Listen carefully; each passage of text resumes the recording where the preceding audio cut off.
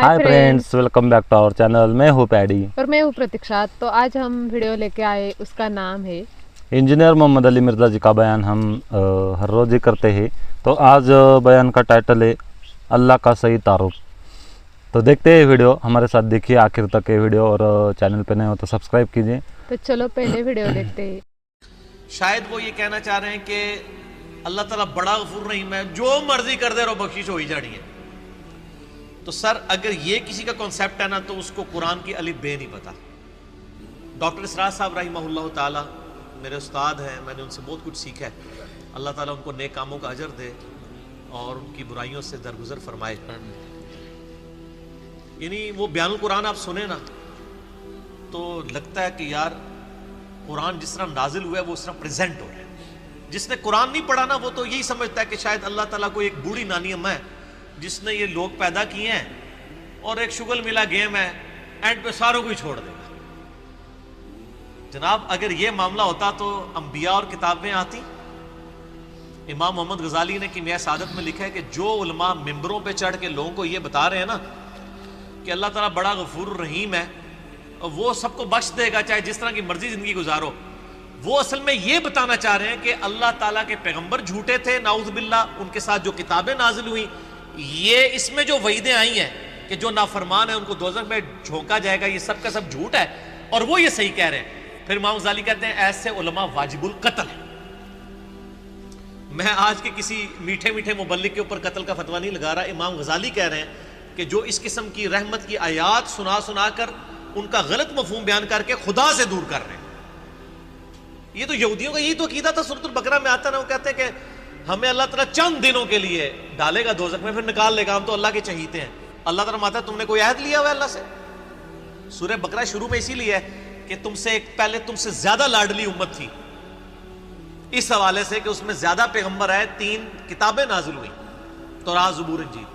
लेकिन जब उन्होंने हमसे रुगर्दानी की तो हमने देखो उसे दुरिबत अलैहिमुज़ ज़िल्ला वल मस्कना, उन पे ऐसी जिल्लत और मस्कनत आज तक तारी है। तो सर ये बातें करना थानेदार वाला मामला नहीं। कुरान का उसलूब भी बड़ा सख्त है, इसमें कोई शक नहीं। और मैं अक्सर बताता हूँ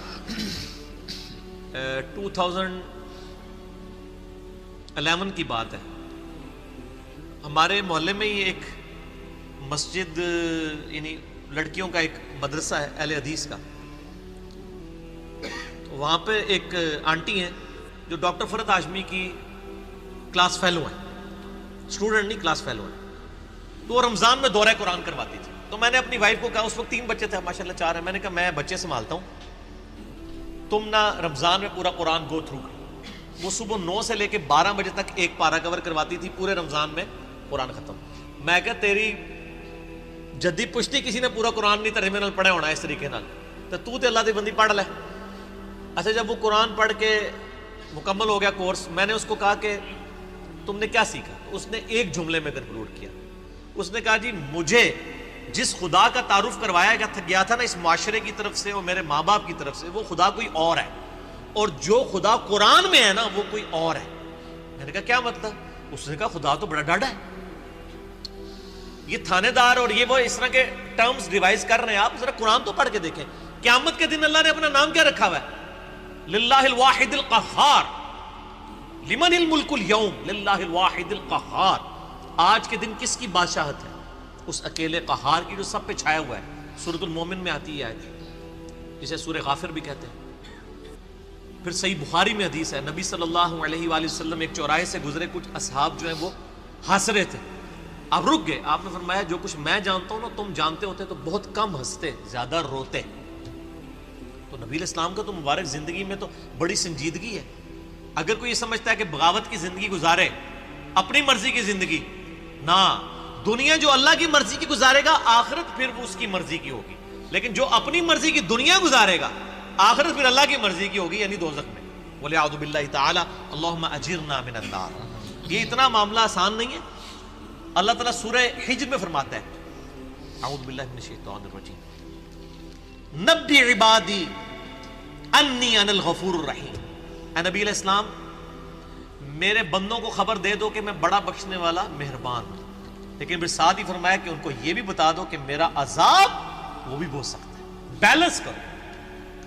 باقی یہ ٹھیک ہے، بخاری مسلم کی حدیث ہے کہ نبی علیہ السلام نے فرمایا کہ اللہ تعالیٰ نے مخلوقات کی پیدائش سے پہلے اپنے پاس عرش پہ یہ عبارت لکھ لی تھی کہ میری رحمت میرے غضب پہ سبقت لے جانے والی ہے، لیکن کس معاملے میں؟ باغیوں کے لیے نہ، ان لوگوں کے لیے جو پوری ایفرٹ پٹ کریں پھر بھی ان سے معاملات سیدھے نہ ہو، اللہ کی طرف رجوع لائیں۔ قرآن میں کہیں یہ نہیں ہے کہ ڈٹ کے گناہ کرو، باغی بنے رہو، میں توبہ قبول کروں گا۔ قرآن میں ہمیشہ آیا ہے کہ آپ غلطی کر بیٹھو، اللہ کی طرف رجوع لاؤ، اس کے بعد اپنی اصلاح کرو، اللہ تعالیٰ کو بخشنے والا مہربان پاؤ۔ اسی پہ میرا مسئلہ نمبر 18 ہے، گناہ کبیرہ اور توبہ کا بیان، اور وہ آیت نمبر بھی 17 اور 18 ہی ہے سورۃ النساء کی۔ میں وہ پڑھ بھی دیتا ہوں۔ اعوذ باللہ من الشیطان الرجیم، بسم اللہ الرحمن الرحیم۔ انما التوبۃ علی اللہ، اللہ کے ذمہ ہے ان لوگوں کی توبہ قبول کرنا۔ کن لوگوں کی توبہ؟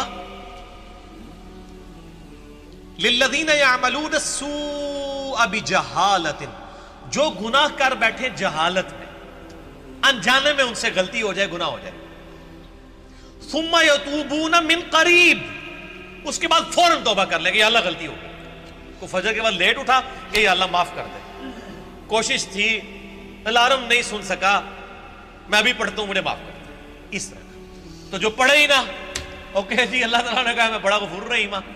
پورے قرآن میں میرا چیلنج ہے طارق جمیل صاحب کو بھی، میں ان کی بڑی عزت کرتا ہوں، بلکہ سب سے زیادہ میں نے ان کا دفاع کیا ہے جب ان کے خلاف ناسبیوں نے بھونکنا شروع کیا ہے، میں ان سے بڑی محبت کرتا ہوں، میں ایسٹ سمجھتا ہوں امت کے لیے۔ لیکن میں طارق جمیل صاحب سے پوچھتا ہوں پورے قرآن میں کہاں لکھا ہے کہ باغی رہو تو میں معاف کروں گا؟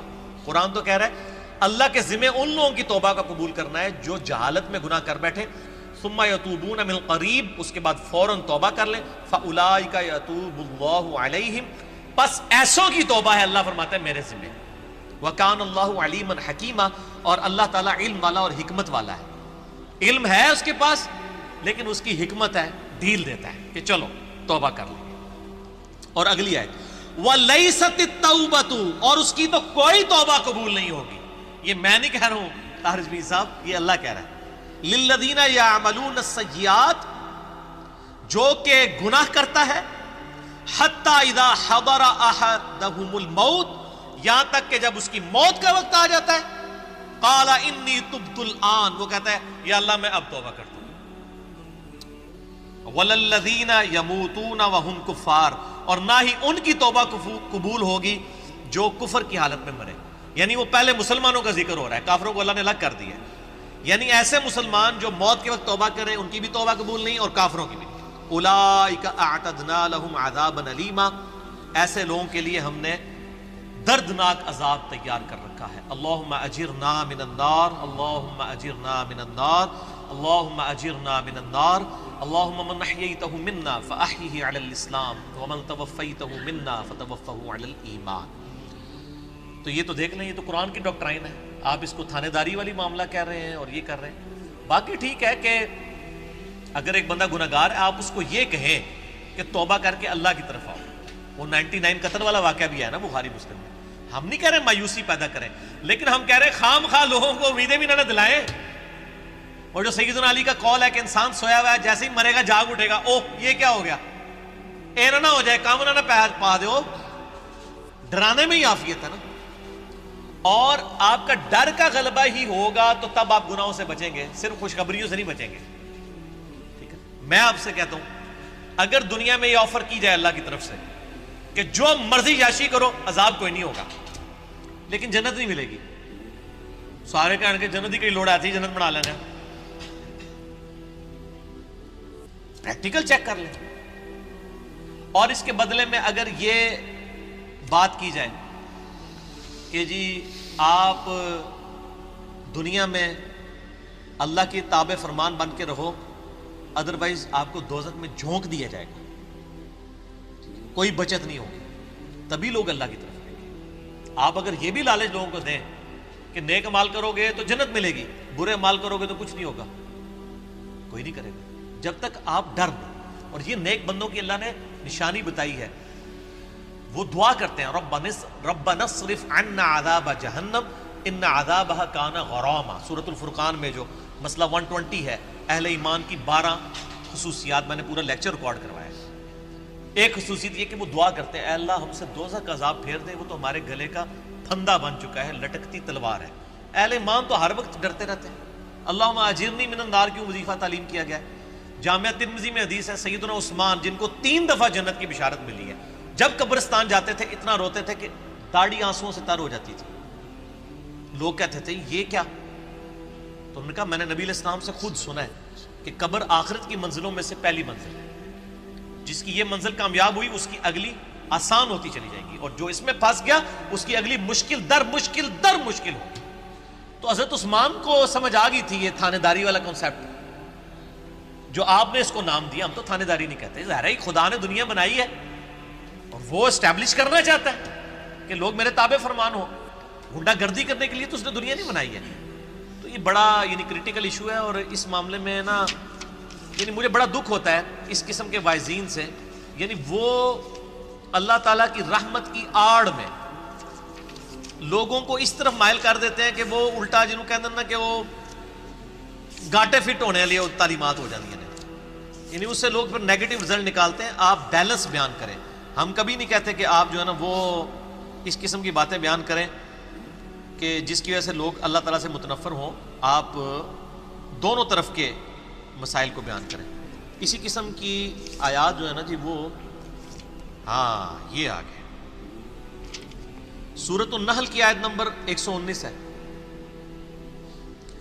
ثم ان ربک للذین عملوا السوء بجہالۃ، پھر اس کے بعد تمہارا رب ان لوگوں کے بارے میں جو جہالت میں گناہ کر بیٹھے، جو لوگ ثم تابوا، اس کے بعد وہ توبہ کر لیں، من بعد ذالک، گناہ کرنے کے بعد، واصلحوا، اور اپنی اصلاح کر لیں، ان ربک من بعدها لغفور رحیم، بے شک اللہ تعالیٰ اس کے بعد ضرور غفور رحیم ہے۔ کس کے بعد؟ جو اللہ کی شرطیں پوری کرے گا۔ کیا شرط ہے؟ جہالت میں گناہ ہوا، پھر اس کے فوراً بعد توبہ کی اور اپنی اصلاح بھی کر لی، خالی چھڑی توبہ نہیں۔ یا ایھا الذین آمنوا توبوا الی اللہ توبۃ نصوحا، اے ایمان والو اللہ کی طرف ایسی توبہ کرو جیسا کہ توبہ کرنے کا حق ہے۔